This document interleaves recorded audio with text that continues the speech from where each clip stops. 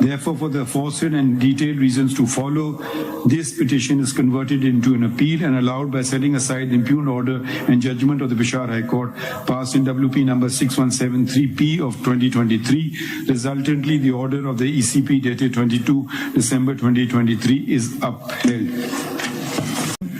The Act and the election rules of 2017.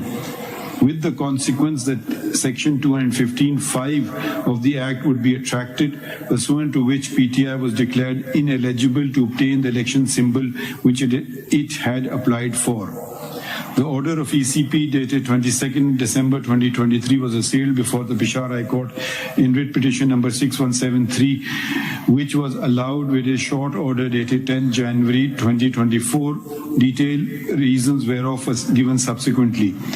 Two representatives of PTI had filed another writ petition in the Lahore High Court bearing number 287 of 2024 against the ECP, which was disposed of by learned single judge with a order dated 3rd January 2024, holding that the prayer sought therein could only be granted if Section 215(5) of the Act was declared ultra vires the Constitution. But since the same was not challenged, the relief sought could not be granted. It was also mentioned that the petition was pending in the Peshawar High Court. An intra-court appeal was filed against the order of the learned single judge. However, a division bench of the Lahore High Court upheld the order of the learned single judge. Writ petition number 81171 and 332 remain pending in the Lahore High Court. Writ petition number 6173 filed in the Peshawar High Court did not disclose that writ petition number 81171 was pending adjudication before a 5-member bench of the Lahore High Court, even though it pertained to the very same matter, that is the holding of intra-party elections in PTI. Writ petition number 6173 filed before the Peshawar High Court was not maintainable because the same issue of intra-party elections had already been assailed by PTI before the Lahore High Court. If two and more courts have concurrent jurisdiction, while a petitioner may elect to avail of his remedy before either court, but having chosen a particular court, the same dispute cannot then be taken to the other court. ECP has been calling upon PTI to hold its intra-party elections since 24th May 2021. At that time, PTI was in the federal government and in some provinces. Therefore, it cannot be stated that ECP was victimizing PTI. Nonetheless, we wanted to satisfy ourselves that the ECP had not acted mala fide or for ulterior reason, or that PTI was discriminated against.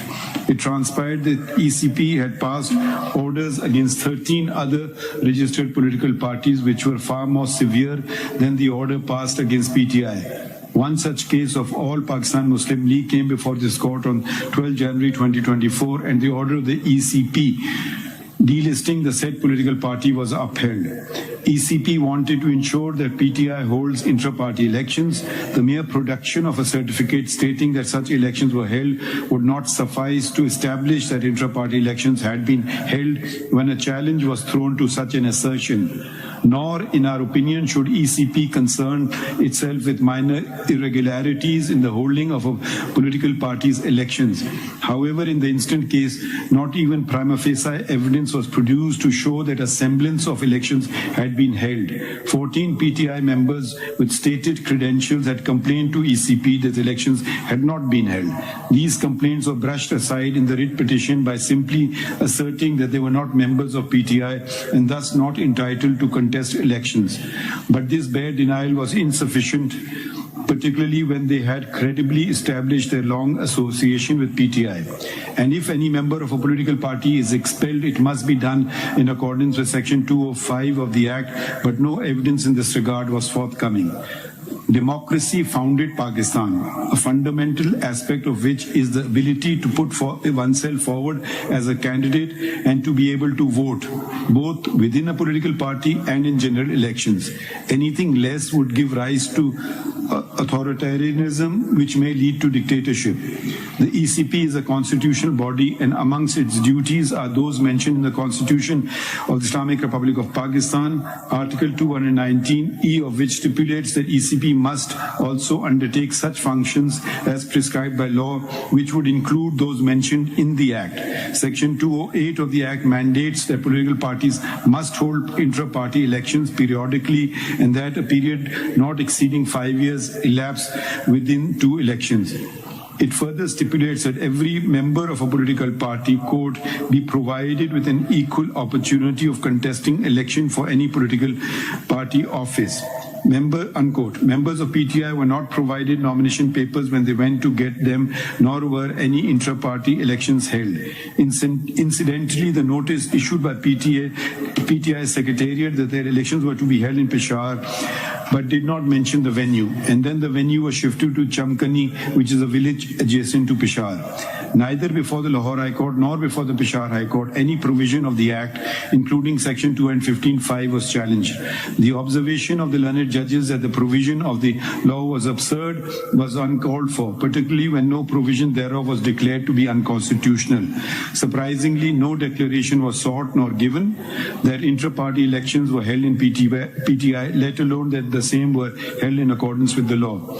If it had been established that elections had been held, then ECP would have to justify if any legal benefit to such a political party was being withheld. But if intra-party elections were not held, the benefits accruing pursuant to the holding of elections could not be claimed. We also do not agree with the learned judges that the ECP did not have, quote, any jurisdiction to question or adjudicate the intra-party elections of a political party. If such an interpretation is accepted, it would render all provisions in the Act requiring the holding of intra-party elections illusory and of no consequence and be redundant. Therefore, for the aforesaid and detailed reasons to follow, this petition is converted into an appeal and allowed by setting aside the impugned order and judgment of the Peshawar High Court passed in WP number 6173P of 2023.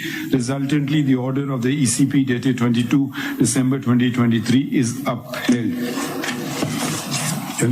Thank you. The Act and the election rules of 2017. With the consequence that Section 215(5) of the Act would be attracted, pursuant to which PTI was declared ineligible to obtain the election symbol which it had applied for. The order of ECP dated 22nd December 2023 was assailed before the Peshawar High Court in writ petition number 6173, which was allowed with a short order dated 10 January 2024, detailed reasons whereof was given subsequently.